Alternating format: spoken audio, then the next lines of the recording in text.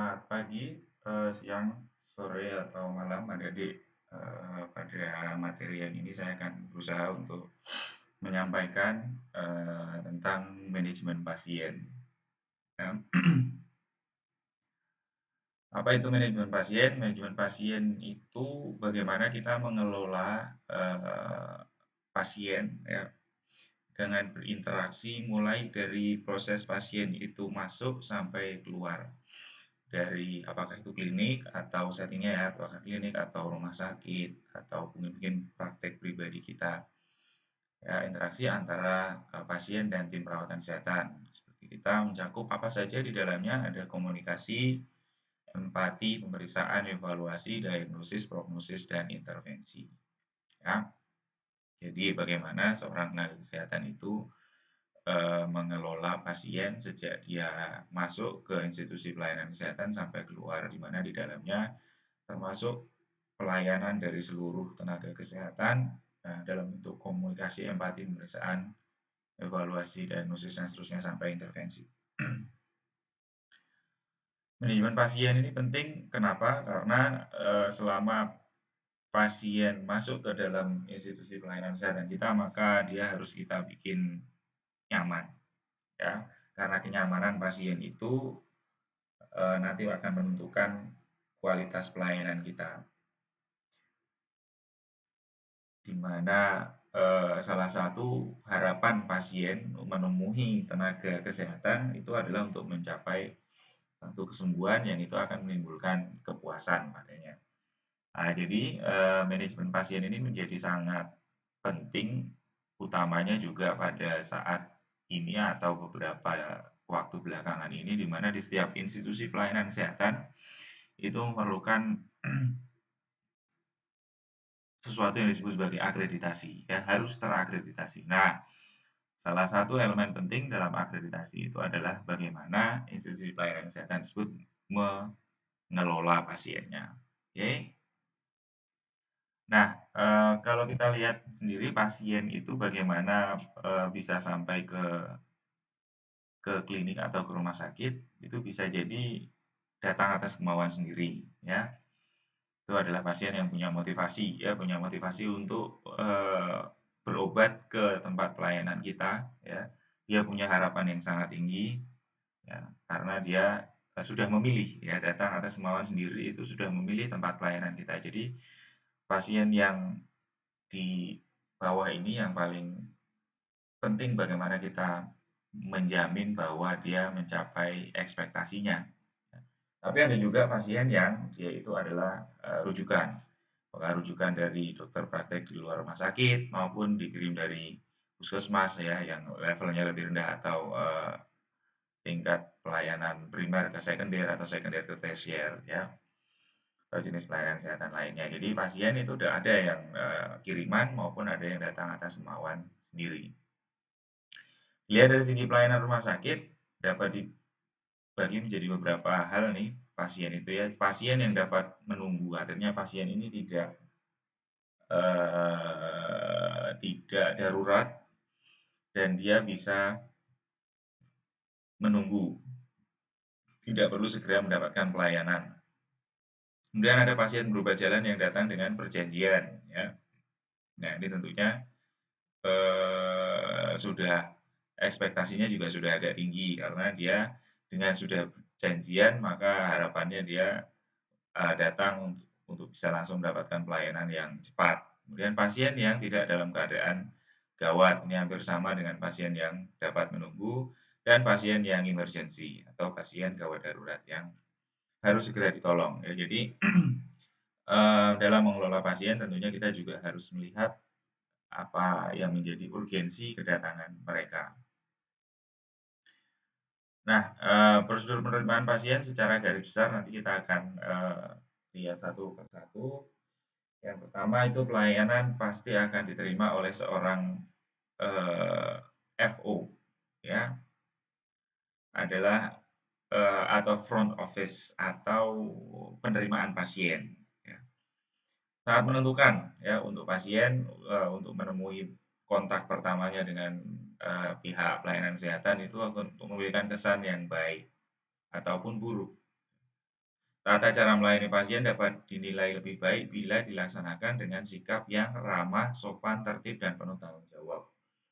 Ya, jadi berbagai rumah sakit banyak sekarang yang menggunakan slogan-slogan untuk pegawainya, ada senyum, salam sapa, ada berapa S ya. Nah, itu adalah untuk memberikan kesan pertama pasien mengunjungi satu institusi pelayanan kesehatan.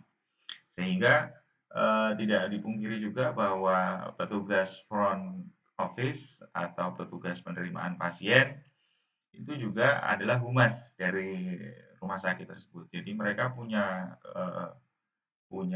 tanggung jawab yang besar untuk eee, memberikan image dari rumah sakit ini kepada eee, konsumen atau pasien dalam hal ini. Kalau Anda bisa memperhatikan atau pernah memperhatikan bagaimana rumah sakit palingnya di Jogja saja ya, antara rumah sakit swasta dan rumah sakit negeri, mungkin Anda bisa merasakan ada sedikit perbedaan. Ada sedikit perbedaan bagaimana eee, manajemen pasien ini bahkan dari pintu gerbang rumah sakit pun sudah diperhatikan ya, khususnya untuk rumah sakit swasta mungkin sekarang juga sangat berlomba-lomba untuk bisa memberikan image yang sangat baik kepada pasien ya. Kalau Anda perhatikan, kalau saya memperhatikan di Jogja ini mungkin ada beberapa rumah sakit swasta yang terus membaik. Salah satunya mungkin yang saya lihat perkembangannya cukup pesat itu ada JIH ya, Jogja International Hospital itu salah satu rumah sakit yang pelayanannya terhadap pasien semakin ke sini semakin membaik.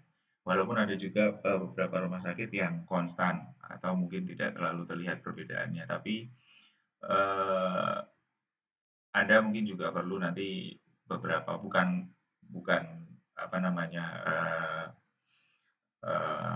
berdoa yang jelek tidak, tapi Anda perlu bisa memperhatikan beberapa rumah sakit mana yang manajemennya bagus dan mana yang biasa-biasa saja. Nah, prosedur penerimaan pasien tentunya pasien yang masuk ke rumah sakit atau ke klinik itu bisa terbagi menjadi pasien baru maupun pasien lama.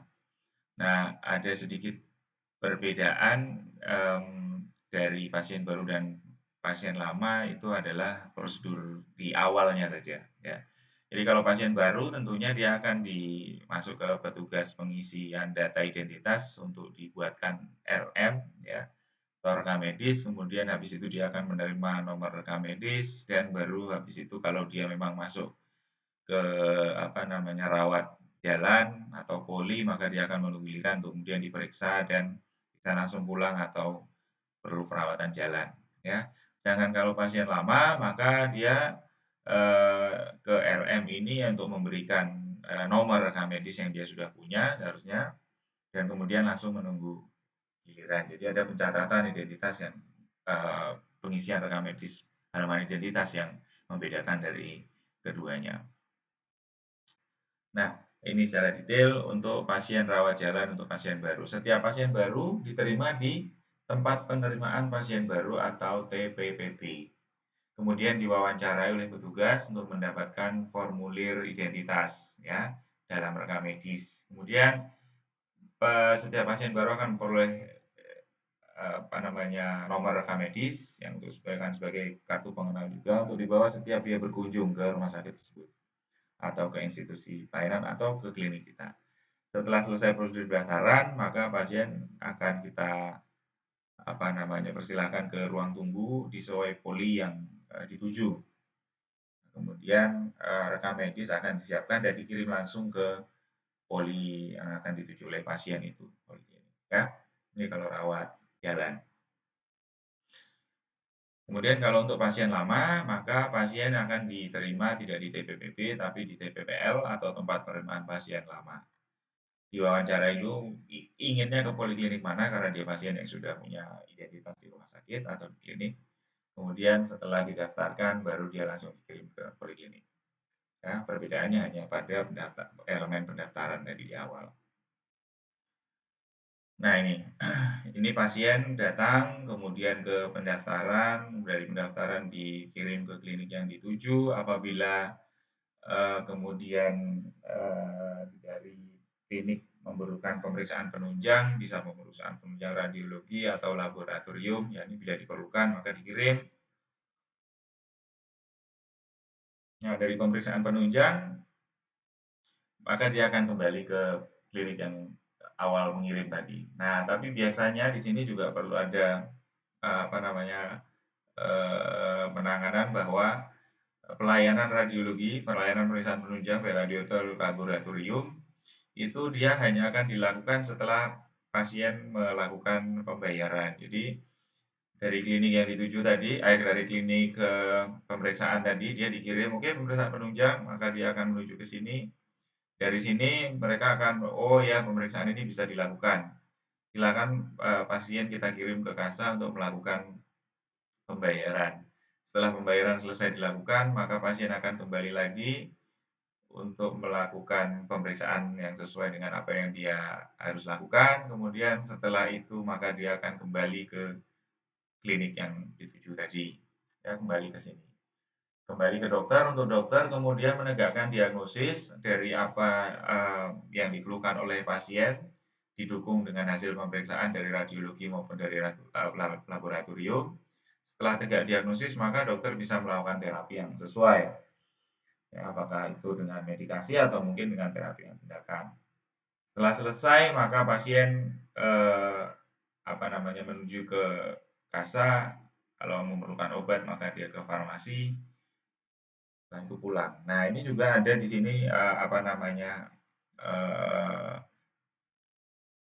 pengelolaan yang hampir sama dengan laboratorium. Biasa, eee, di rumah sakit umum ya, kalau tidak di setting rumah sakit bidan mulut ya, kalau di rumah sakit umum maka dokter akan memberikan resep ya untuk pengobatan. Maka resep itu harus ditebus dulu dengan pembayaran di kasir, baru kemudian atau dari klinik dia memberikan resep ke ke apa namanya, ke farmasi, kemudian dari farmasi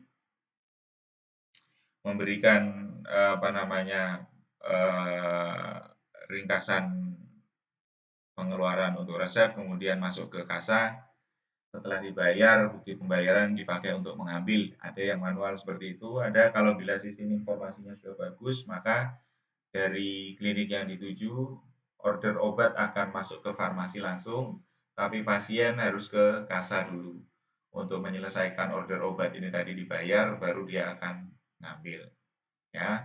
Tapi kalau masih manual, prosedurnya tadi dari klinik yang dituju dia ke farmasi, dia ambil perhitungan biaya obatnya, maka farmasi akan mengembalikan ke kasa dan bank atau kasa bank, maka pasien membayar, setelah itu baru bisa mengambil dan baru bisa pulang. Intinya adalah salah satu, kenapa ini ada dua garis bolak-balik yang itu menuju dan kembali, adalah untuk, mengupayakan jangan sampai terjadi, pasien tidak menunaikan kewajibannya, ke pihak institusi pelayanan kesehatan atau ke rumah sakit, ya baru kemudian pulang. Nah, kalau pasien lama itu bisa pasien yang datang dengan perjanjian atau pasien yang datang atas kemauan sendiri tidak dengan perjanjian, ya. Prosedurnya hampir-hampir sama ya tadi ya. Kalau pasien dengan perjanjian tentunya, mereka sudah punya ekspektasi bahwa akan mendapatkan pelayanan yang cepat dan memang seharusnya diberikan sesuai dengan ekspektasinya. Tapi kalau pasien yang datang dengan kemauan sendiri, nah ini yang juga kita harus perhatikan dengan baik supaya tidak, terjadi komplain atau kekecewaan dari pasien. Nah, setelah mendapatkan pelayanan yang cukup dari poliklinik atau dari klinik pemeriksaan, maka ada beberapa kemungkinan dari setiap pasien yang ada itu. Bisa pasien boleh langsung pulang, ya ini tadi ya, seperti yang di alur yang sudah kita lihat tadi, atau pasien diberi slip perjanjian oleh petugas klinik untuk datang kembali, ya perjanjian di kunjungan berikutnya. Diminta datang kembali dan harus lapor kembali ke tempat pendaftaran atau penerimaan pasien lama. pasien dirujuk atau dikirim ke rumah sakit lain dan juga pasien harus ke ruang perawatan lebih lanjut, seumpamanya untuk nanti kemudian akan ada operasi atau mungkin harus masuk ke rawat inap, ya. Nah, semua berkas rekam medis yang telah selesai itu dari ruang perawatan itu harus kembali ke bagian rekam medis kecuali kalau dia harus dirawat inap. Kalau dia harus dirawat inap maka rekam medisnya akan dikirim ke ruang perawatan. Nah, ini jadi pasien yang masuk kalau kita bicara setting rumah sakit itu pasien masuk ke rawat inap itu bisa melalui beberapa pintu atau bisa melalui beberapa alur. Yang pertama pasien bisa masuk dari IGD ya. Jadi pasien gawat darurat masuk ke IGD, kemudian di IGD dia distabilkan kondisinya, apabila dia kemudian memerlukan perawatan lanjutan, apakah operasi atau mungkin monitoring dan lain sebagainya, dan dia harus dirawat inap, maka dari rawat inap akan dikirim ke TPPRI atau tempat pendaftaran rawat inap. Ya, nanti dari rawat inap dia akan dicarikan kamar, dia boleh memilih kamar ya. Seperti yang Anda tahu, bisa kamar ada macam-macam kelasnya ya, kalau rumah sakit itu memang punya berbagai kelas. Nah, kemudian dia akan masuk ke rawat inap. Ya, nah dari dalam rawat inap ini apakah akan kebutuhan untuk monitoring atau akan kebutuhan untuk persiapan operasi, maka itu masalah yang lain. Nah, itu kalau pintunya dari IGD. Tapi bisa juga pintu masuknya adalah dari poli atau dari rawat jalan. Jadi pasien datang ke apa namanya poli rawat jalan, apakah itu penyakit dalam atau mungkin penyakit saraf dan lain sebagainya. Kemudian setelah dilakukan pemeriksaan dan didiagnosis oleh dokter, ternyata ini memerlukan perawatan lanjutan, ya perawatan lanjutan apakah itu tadi apakah operasi atau dan lain sebagainya. Maka kemudian dia akan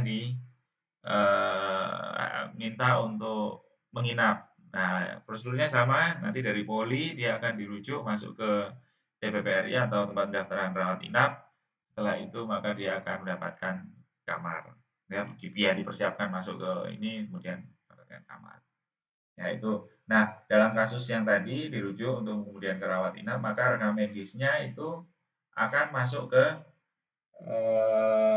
nurse station. Jadi di masing-masing bangsal rawat inap itu pasti kan ada nurse station atau apa namanya tempat perawat di masing-masing bangsal atau masing-masing pavilion. Nah, apabila pasien dari rawat jalan atau dari IGD itu kemudian masuk ke rawat inap, maka rekam medis ini akan dikirim ke nurse station untuk nanti akan dikolek apabila dia sudah selesai perawatan.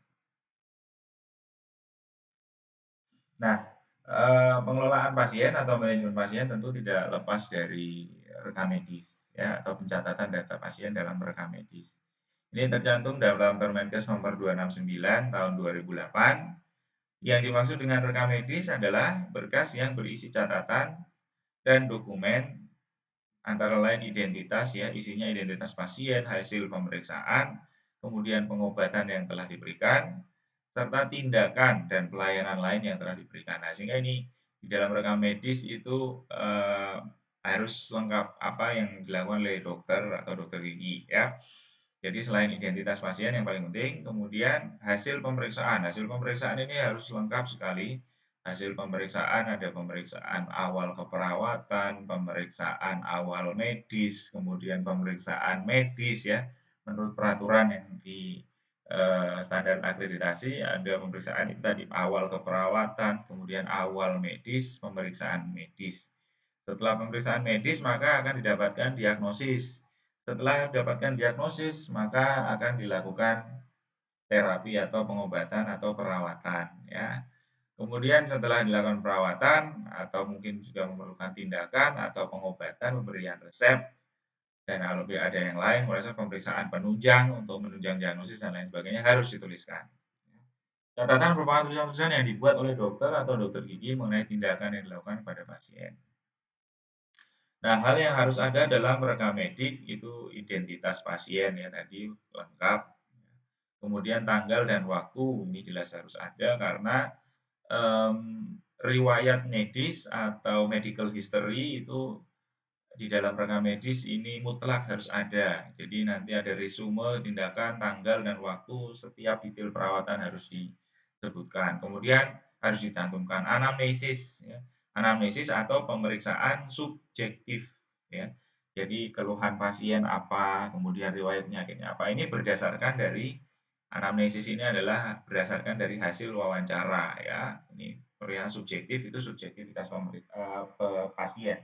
Jadi kita ingin tahu apa namanya keluhannya pasien itu seperti apa, kemudian dia sakitnya sejak kapan, sudah diapain saja, kemudian bagaimana riwayat kesehatan keluarganya, bagaimana riwayat kesehatan dia sendiri dan seterusnya. Banyak sekali hal-hal yang harus digali dari pemeriksaan subjektif. Setelah pemeriksaan subjektif atau anamnesis, maka kita akan melakukan pemeriksaan objektif ya.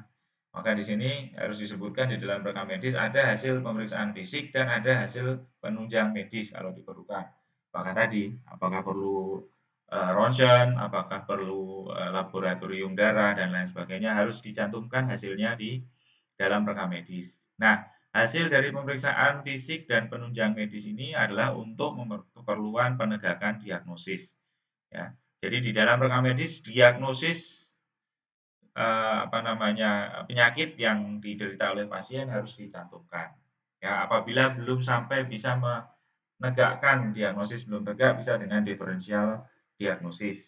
Ya, tapi kalau di bidang kita di bidang kesehatan gigi dan kesehatan gigi dan mulut diagnosis hampir pasti bisa ditegakkan. Kemudian setelah sudah kita tahu diagnosisnya apa, maka dokter logikanya akan melakukan rencana perawatan atau rencana penata laksanaan. Treatment planning ya. Treatment planning di dalam rekam medis juga harus diisi apa saja yang akan dilakukan ya. Mulai dari kasus yang dia keluhkan ya, dan apabila diperlukan perawatan-perawatan yang lain untuk mendukung berhasilnya perawatan terhadap keluhan utama. Kemudian setelah rencana sudah dituliskan, maka apa yang dilakukan? Tindakannya atau pengobatannya juga harus ditulis. Kemudian juga dituliskan pelayanan lain yang telah diberikan kepada pasien selain yang untuk menangani keluhan utamanya ya. Dari keluhan utamanya apa ditangani dan apabila ada hal-hal lain yang perlu mendapatkan tindakan atau sudah ditindak harus dituliskan juga. Kemudian kalau untuk rekam medis gigi dan mulut itu harus dilengkapi dengan odontogram ya. RM untuk kesehatan gigi dan mulut atau rumah sakit gigi dan mulut atau poliklinik itu harus dengan odontogram. Dan tentunya di dalam rekam medis juga harus ada persetujuan tindakan atau lembar informed consent, yaitu bila diperlukan terkait dengan tindakan invasif yang akan dilakukan. Nah, kalau untuk identitas pasien apa saja? Nah, ini ada dalam peraturan bahwa harus mencantumkan nama, jenis kelamin, kemudian tempat dan tanggal lahir sekaligus dengan umur dan alamat dan NIK atau nomor induk kependudukan ya. Kemudian pekerjaan, pendidikan, nah ini adalah tambahan. Nah, tapi ini semua sebaiknya ada di dalam identitas pasien dalam rekam medis. Pemeriksaan pasien merupakan cara untuk mengetahui gejala atau masalah kesehatan yang dialami oleh pasien. Jadi dari gejala, dari simptom ya. Beberapa waktu yang lalu mungkin di angkatan kalian saya sudah menyampaikan ada bedanya antara disease dan simptom ya. Maka dua-duanya bisa dilakukan tindakan apakah kita akan menyelesaikan simptomnya atau menyelesaikan penyakitnya. Nah, sayangnya di bidang gigi dan mulut itu kalau kita hanya menangani simptomnya saja maka tidak akan menyelesaikan permasalahan karena simptom di gigi dan mulut itu pasti berasal dari satu disease yang ada di rongga mulut ya kan. Yang itu kalau di gigi dan mulut atau khususnya gigi jaringan keras itu harus diselesaikan. Ya, kalau tidak hanya dengan simptomatis itu tidak akan bisa menyelesaikan masalah pasien ya. Nah, oleh karena itu simptom ini tadi kita harus tepat menggalinya, ya, menggali informasi dari pasiennya. Karena dengan mengetahui simptom ini terkait atau menjadi manifestasi dari penyakit sumber penyakitnya apa, maka kita bisa menegakkan diagnosis yang benar. Nah, pemeriksaan pasien itu mengumpulkan data dari pasien baik dari data subjektif maupun dari objektif, kemudian kita menambah informasi yang mungkin diperlukan dari pemeriksaan tersebut, kemudian kita bisa mengidentifikasi atau mendiagnosis ya dari permasalahan pasien atau penyakit pasien, kemudian melakukan pengobatan sehingga kita bisa menilai perubahan status pasien dan akhirnya melakukan evaluasi dari tindakan yang kita lakukan. Apakah memang setelah kita lakukan intervensi atau perawatan keadaan menjadi membaik atau tidak. Hal-hal yang harus diperhatikan pada saat kita melakukan pemeriksaan pasien itu meminta kesediaan pasien untuk pemeriksaan ya. Jadi ini tentunya apabila pasien kooperatif. Pasien kooperatif dalam hal bukan pasien darurat. Kalau dalam hal pasien darurat maka kita akan melakukan pendekatan yang lain ya. Ini kita meminta kesediaan pasien untuk pemeriksaan itu harus kalau pasien tidak darurat dan bisa berkomunikasi dua arah. Kemudian kita harus menjamin kerahasiaan dari keadaan pasien. Kemudian pemeriksaan harus seksama dan sistematis, harus terencana. Kemudian kita juga harus menjelaskan kepada pasien prosedur pemeriksaan yang akan kita lakukan. Dan apabila kita perlu memberikan instruksi, maka kita harus memberikan instruksi yang jelas supaya bisa dilaksanakan dengan baik oleh pasien. Kemudian bila perlu, ajak pasien bekerja sama dalam pemeriksaan. Artinya pasien itu berhak atas dirinya sendiri. Dialah yang mempunyai dirinya sendiri sehingga apapun tindakan yang akan kita lakukan, apapun metode pengobatan yang mungkin akan kita lakukan itu harus kita negosiasikan dengan pasien. Dan kita harus memperhatikan ekspresi bahasa nonverbal dari pasien. Nah, kemudian secara singkat kita juga akan bahas sedikit bahwa di dalam rekam medis itu juga tadi sudah disebutkan di depan diperlukan adanya informed consent. Nah, berdasarkan Permenkes 585 tahun 1989, informed consent adalah persetujuan yang diberikan oleh pasien atau keluarga atas dasar penjelasan mengenai tindakan medis yang akan dilakukan. Nah, jadi informed consent itu kalau kita lihat dari apa namanya kata penyusunnya ini adalah inform dan consent. Consent itu menyepakati, ya, bersepakat. Inform itu inform ya ini ke bentuk apa namanya bentuk lampau ya. Inform sudah terinformasi ya kan, sudah diinformasikan, inform. Consent. Jadi sudah diinformasikan kemudian bersepakat atau kesepakatan yang dilakukan setelah diberikan informasi. Nah, artinya apa? Sebetulnya kadang-kadang penerjemahannya menjadi persetujuan tindakan medis. Ya, persetujuan itu lebih ke arah setuju ya. Artinya berarti pasien berkenan untuk dilakukan perawatan. Padahal sebetulnya informed consent ini belum tentu setuju. Informed consent itu bisa bersetuju atau bisa juga menolak. Ya, sepakat untuk menolak. Jadi pasien setelah diberikan informasi kemudian oke, Anda sudah dokter sudah memberikan informasi ke saya sudah paham informasi yang diberikan, tapi saya tetap tidak akan mau melakukan menerima perawatan itu. Itu juga informed consent, ya. Ya, tapi ini apa namanya konotasinya sekarang lebih ke persetujuan sehingga kalau apa namanya melakukan informed consent itu berarti sudah pasti sudah setuju. Oh tidak ya, informed consent ada, informed consent refusal juga penolakan. Ya. Nah, yang paling penting adalah kalau orang itu akan menyatakan bersepakat, maka dia harus tahu kan apa yang akan terjadi pada dirinya. Ya, nah, apa yang perlu dia tahu tentunya tidak hanya prosedur perawatannya, ya, tidak hanya prosedur perawatannya.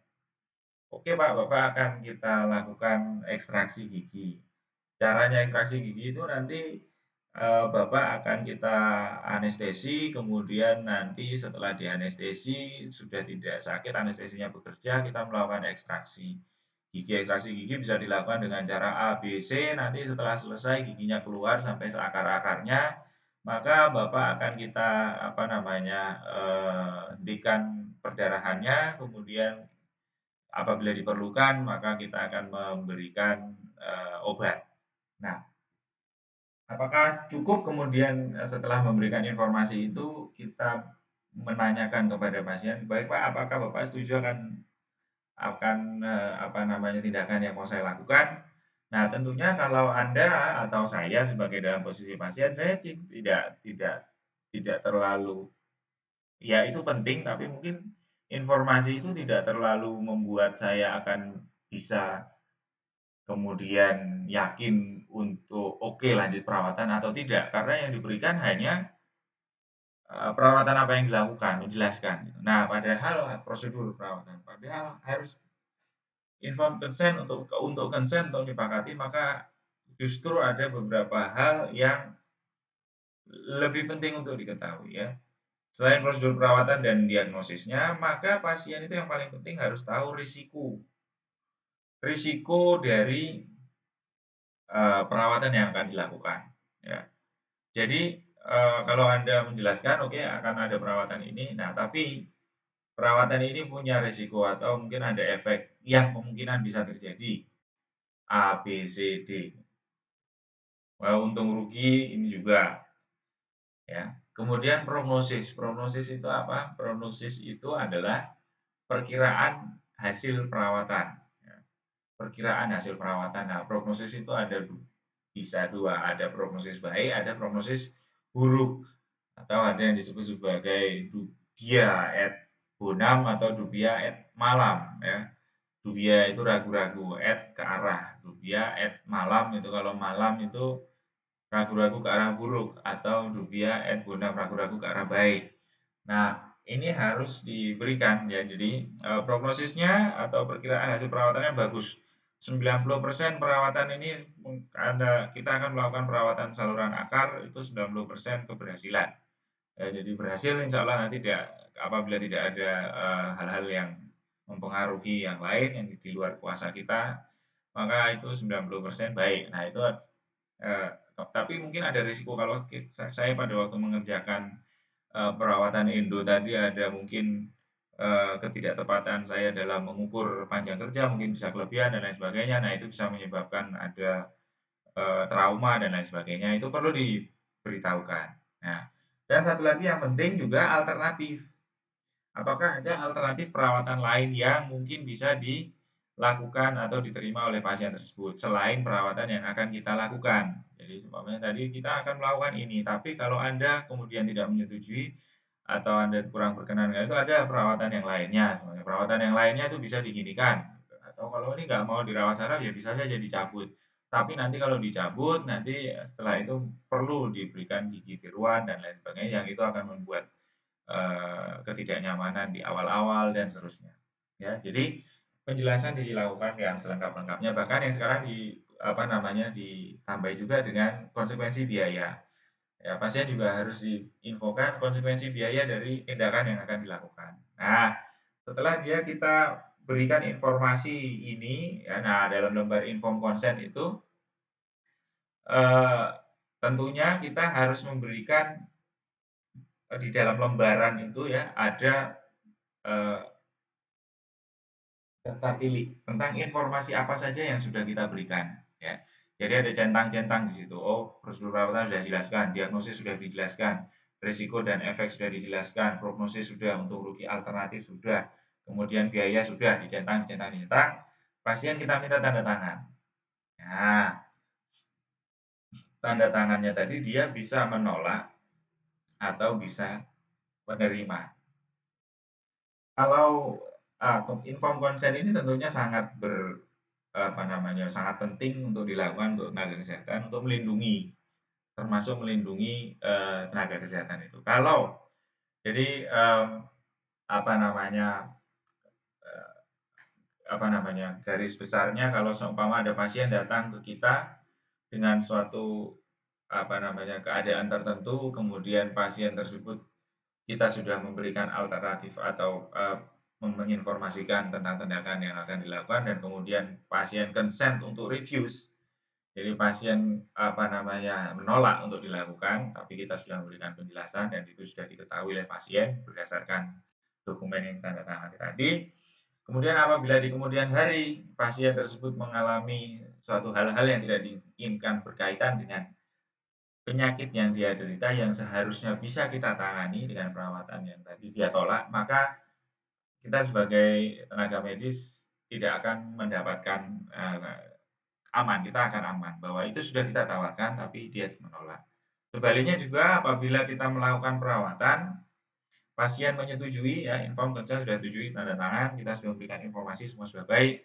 Nah, atas kejadian tertentu maka pasien tersebut kemudian mengalami suatu hal yang tidak diinginkan pada saat melakukan perawatan atau sesudah melakukan perawatan dan risiko itu atau kejadian itu sudah kita jelaskan sebelumnya, maka itu juga akan menjadi pengaman untuk petugas medis, untuk dokter ya, bahwa ya ini memang sudah menjadi risiko dan pasien sudah menerima. Ya, sehingga apalagi kita di bidang kesehatan gigi dan mulut, di bidang kedokteran gigi, maka informed consent ini menjadi sangat penting karena banyak tindakan kita yang bersifat invasif. Nah, kemudian cara komunikasi yang efektif antara dokter pasien. Tujuan komunikasi adalah segala bentuk aktivitas dilakukan oleh individu dengan tujuan untuk menyampaikan pesan. Jika pesan yang dimaksudkan tersebut tidak sesuai dengan penangkapan lawan bicara, maka akan terjadi miskomunikasi. Sehingga atas dasar tersebut komunikasi antara dokter dengan pasien itu harus eh, komunikasi yang efektif dan ini memerlukan keterampilan khusus. Informasi dapat menimbulkan akibat yang serius jika miskomunikasi, sehingga penyampaian komunikasi harus dengan secara verbal dan metode tebak atau tulis, baca, dan konfirmasi. Nah, apa namanya, konfirmasi ini menjadi satu hal yang sangat penting ya dalam komunikasi antara dokter dan pasien. Biasanya kalau kita di dalam ilmu komunikasi itu ada yang kita kenal sebagai feedback, tapi ada juga yang kita kenal sebagai konfirmasi. Nah, dua hal ini harus dilakukan oleh dokter pada saat berkomunikasi dengan pasien, ya. Feedback itu adalah kita mencari, umpan balik dari pasien. Seumpamanya dalam kita sudah melakukan penjelasan dan lain sebagainya kepada pasien, kemudian kita bertanya, "Sudah jelas ya Bapak dan Ibu?" Atau Bapak atau Ibu atau Dek atau Mas gitu, kemudian dia menjawab, "Baik Dok, jelas." Itu kita sudah mendapatkan feedback atau umpan balik dari, pasien. Tapi, untuk komunikasi dokter pasien yang efektif tadi, kita tidak hanya sampai mendapatkan feedback saja, kita juga harus melakukan konfirmasi. Bagaimana contohnya melakukan konfirmasi pada pasien? Jadi seumpamanya kita akan, "Bapak, ini yang, perawatan yang saya lakukan adalah saya mematikan saraf gigi yang ada di gigi geraham Bapak dengan memasukkan obat, Pak. Nah, obatnya ini bekerja efektif selama 1 minggu. Nah, artinya, Bapak nanti 1 minggu lagi harus kontrol untuk kita mengeluarkan obat dari dalam lubang gigi Bapak ini supaya tidak terjadi hal-hal yang tidak diinginkan. Jelas ya, Pak? Oh iya Dok, jelas. Jadi, nah tadi jelas jelas itu tadi jelas ya Pak, itu tadi kita mencari feedback, kemudian setelah itu kita perlu konfirmasi lagi ke pasien. Jadi gimana Pak, sekarang ini hari Selasa, Bapak kapan mesti kembali ke kontrol ke sini? Nah, oh, kemudian pasien akan, "Oh tadi dokter bilang 1 minggu ya, ya berarti minggu depan lah Dok, kira-kira hari Selasa lagi saya bisa, saya ke sini lagi," gitu. Nanti kan untuk diambil obatnya ya Dok ya. Nah, itu berarti kita sudah memberikan konfirmasi kepada pasien dan kita tahu bahwa informasi yang kita sampaikan kepada pasien itu sudah ditangkap dengan baik oleh pasien. Ya, ini makanya tebak ya, tulis, baca, dan konfirmasi. Hal yang harus diperhatikan untuk meningkatkan komunikasi efektif yaitu sikap profesional dokter. Sikap yang menunjukkan kemampuan dokter dalam menyelesaikan tugas sesuai peran dan fungsinya dan bekerja sama mampu dengan baik dengan profesi kesehatan yang lain, dengan perawat atau dengan tekniker ya, atau dengan, apa namanya, asisten, dental atau dengan farmasi, ya ini kita harus profesional. Kemudian dalam pengumpulan informasi yang di dalamnya terdapat proses analisis yang akurat dan sesi penyampaian informasi harus digunakan, komunikasi yang efektif untuk mendapatkan informasi yang akurat. Nah, proses langkah komunikasi itu terdiri dari salam, ajak bicara, jelaskan, dan mengingatkan pasien. ini hanya hal yang bersifat umum. Nanti di materi yang lain misalnya komunikasi terapeutik atau komunikasi dokter pasien akan lebih detail dan lengkap. Oke, ini bagian yang kedua itu tentang penanganan komplain ya atau keluhan dalam pasien. Ini termasuk dalam satu manajemen pasien ya. Bagaimana kita mengelola keluhan. Apa yang disebut sebagai komplain? Komplain pasien itu adalah menandakan adanya perasaan kesal atau kecewa akan sesuatu yang didapatkan. Hal ini mendeklarasikan bahwa apa yang didapatkan tidak sesuai dengan harapan. Nah, ini tadi ya. Jadi pasien datang ke klinik, ke rumah sakit, ke praktek kita pribadi itu ada yang dari kiriman, ada yang datang dengan inisiatif sendiri atau datang atas kemauan sendiri, bukan kiriman, bukan rujukan lah. Mereka inilah yang pasien-pasien mempunyai ekspektasi yang sangat tinggi, ya. Dia mempunyai ekspektasi yang sangat tinggi bahwa masalah kesehatannya itu akan segera selesai setelah mengunjungi tempat kita. Nah, kalau itu tidak terpenuhi, maka akan terjadi kekecewaan atau kesalahan yang itu bisa terwujud sebagai sebuah komplain. Komplain itu didefinisikan sebagai a statement of unhappiness, a statement expressing discontent or unhappiness ya about a situation. And expectation not met, tidak ketemunya ekspektasi atau harapan. Tapi komplain itu sesungguhnya adalah salah satu hal yang penting karena dari komplain itulah kita bisa melakukan perbaikan, ya. Kalau ada pasien yang komplain, berarti memang ada suatu hal yang kurang yang belum kita laksanakan. Oleh karena itu, komplain itu adalah handling komplain yang baik itu bisa memberikan satu efek perbaikan atau improvement. Yang improvement ini tentunya kalau bisa kita lakukan dengan baik akan mendatangkan kepuasan pada customer dan memperbaiki pengelolaan bisnis kita. Nah, komplain adalah kesempatan untuk mengevaluasi sebaik apa diri kita, menciptakan long term loyalty. Ya, kalau kita bisa menghandling komplain dengan baik, maka pasien itu akan loyal kepada kita atau kepada institusi pelayanan kesehatan kita. Kemudian meningkatkan kepuasan pasien. Ya, kalau komplain di-handle dengan baik pasti pasien puas. Kemudian mengidentifikasi kelemahan sistem dan proses yang ada karena inilah yang menimbulkan adanya komplain dan menilai situasi dari sudut pandang pasien. Kadang-kadang kita selalu menganggap apa yang sudah kita lakukan di praktek kita, di klinik kita, di rumah sakit kita itu sudah yang terbaik menurut kita. Akan tetapi belum tentu dari sudut pasien bahwa apa yang kita lakukan adalah yang terbaik. Oleh karena itu kita selalu harus mendapatkan feedback dari pasien baik itu berupa pujian maupun komplain. Nah, ada beberapa complainers ya, ada yang tipe kiri, tipe kanan. Yang kalau kiri ini mereka menunjukkan kemarahan secara terbuka. Ya, bisa terlihat sekali bahwa dia komplain, dia ngamuk-ngamuk ya, intimidatif. Kemudian dan mereka yang seperti ini nih menunjukkan bahwa mereka memerlukan perhatian khusus ya. Mereka merasa dirinya sangat penting dan mereka menganggap bahwa eh, eh, apa yang dia rasakan itu harus segera mendapatkan tanggapan dari pihak kita ya. Nah, yang ini baik ya. Jadi kalau ada pasien datang marah-marah, ada mungkin juga tidak pun secara langsung, tapi dengan dengan surat, melayangkan surat itu sangat baik. Karena apa? Karena ini tentunya bisa membuat kita mengetahui kelemahan kita ada di mana dan bagaimana kita memperbaikinya. Kemudian kita juga bisa mengelolanya dengan memperlakukan pasien ini supaya kemudian komplainnya itu bisa kita kurangi atau bisa kita perbaiki pelayanannya. Akan tetapi ada juga komplainer yang silent mode ya. Jadi mereka tidak bilang apa-apa, tapi sudah mereka tidak akan kembali lagi dan kemudian bahayanya adalah mereka menceritakan berita jelek ini ke teman-temannya. Nah, ini yang seperti inilah yang malah justru kita harus waspada ya. Oke, jadi tentunya komplainer yang bisa kita tangani adalah yang sebelah kiri yang ini bisa kita tangani langsung, sedangkan yang sebelah kanan ini akan sangat sulit untuk.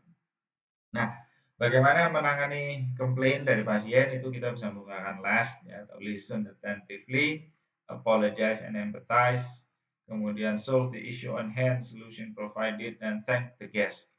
Ya, jadi dengarkan keluhan pasien, kemudian segera meminta maaf, ya tidak perlu defensif, tidak perlu apa namanya terlalu membela diri, tapi justru segerakan meminta maaf atas ketidaknyamanan. Walaupun kita tahu sebetulnya itu mungkin bukan kesalahan kita, tetap kita akan meminta maaf dan memposisikan kalau bagaimana caranya kita supaya ikhlas kita minta maaf maka kita coba kita berada di posisinya ya. Karena kadang-kadang dalam handling komplain itu kita tidak berusaha untuk berempati karena sudah terlanjur tersinggung. Sehingga kita menjadi defensif, nah itu menjadi salah. Tapi saat kita menghadapi komplain kemudian kita berempati dalam kondisi pasien, maka kita akan bisa dengan cepat untuk meminta maaf, apologize ya. Kemudian solve the issue on hand, kalau bisa segera diselesaikan, ya, segera diselesaikan alternatif solusi yang bisa diberikan apa pada saat itu juga, dan jangan lupa untuk berterima kasih. Dealing with complaints kita harus tetap berpikir positif, harus responnya cepat, harus secara personal, sorry. Kemudian libatkan semua orang tanpa menyalahkan orang lain atau organisasi dan melakukan follow up. Ya, dievaluasi juga. Ya, nih tetap berpikir positif, jangan tertutup, jangan defensif. Ya.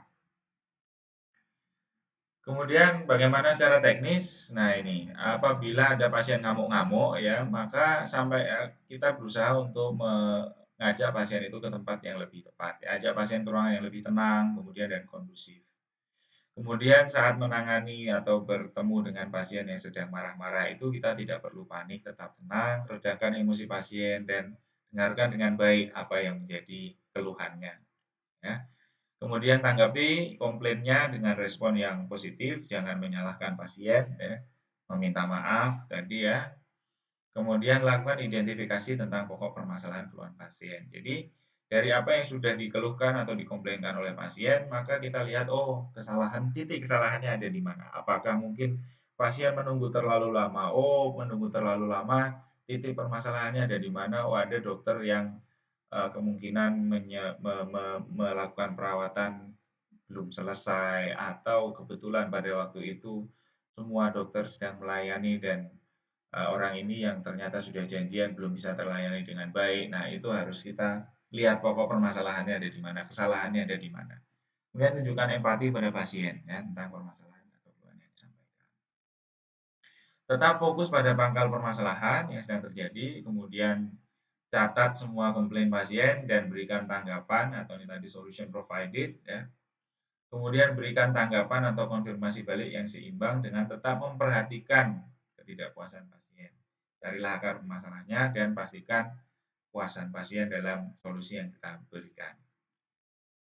Kemudian lakukan komunikasi atau negosiasi apabila ada hal-hal yang mungkin bisa disepakati dengan pasien. Nah ini kadang-kadang negosiasi ini diperlukan ya karena pasien yang tidak puas, pasien yang komplain dan kita salah menanganinya, maka itu bisa berakibat buruk buat institusi pelayanan kesehatan.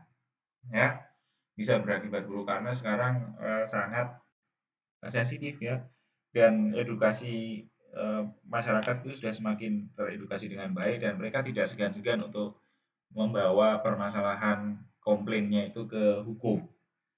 Hal-hal seperti ini harus diwaspadai ya. Sebisa mungkin komplain mereka selesai di institusi kita. Jangan sampai melebar-lebar apalagi sampai melibatkan hukum. Kemudian menjalankan penyelesaian sesuai dengan keputusan yang telah diambil. Setelah menyerahkan jawaban tertulis kepada pasien terkait mendapatkan umpan balik dari pasien terkait mengenai tindakan penyelesaian masalah dan memberikan kemudahan konfirmasi ulang pasien atau komunikasi lanjutan bila diperlukan. Ya. Nah ini tadi negosiasi atau mediasi apabila ada jadi penyelesaian permasalahan komplain itu memang kadang-kadang tidak sederhana. RSGM kita juga beberapa kali apa namanya, ada komplain dari pasien yang kemudian sampai naik ke, apa namanya, ke urusan hukum ya, ke polisi dan seterusnya. Tapi sampai di tahap itu pun masih ada pintu yang disebut sebagai mediasi, ya. Jadi apabila dari, complainer dan, institusi pelayanan kesehatan itu sudah bisa menemui kata sepakat, negosiasinya ketemu, maka itu juga bisa diselesaikan dengan baik. Yang penting, tidak menyebabkan kerugian di kedua belah pihak. Baik. Ya mungkin itu yang bisa saya sampaikan terkait dengan manajemen pasien ya, secara garis besar bagaimana pasien masuk, dari awal masuk ke institusi pelayanan kesehatan sampai keluar, sampai bagaimana kalau terjadi komplain dan bagaimana, komplain itu bisa selain sebagai, apa namanya, untuk evaluasi di, institusi pelayanan kesehatan dan juga jangan sampai komplain itu menjadi satu hal yang berakibat buruk baik bagi institusi kesehatan maupun pada pasien. Ya, terima kasih atas perhatiannya, kita mungkin nanti akan ada materi yang lain lagi dan bila ada hal-hal yang kurang jelas, nanti bisa kita diskusikan di Elisa. Terima kasih, selamat pagi, selamat siang, sore, atau malam.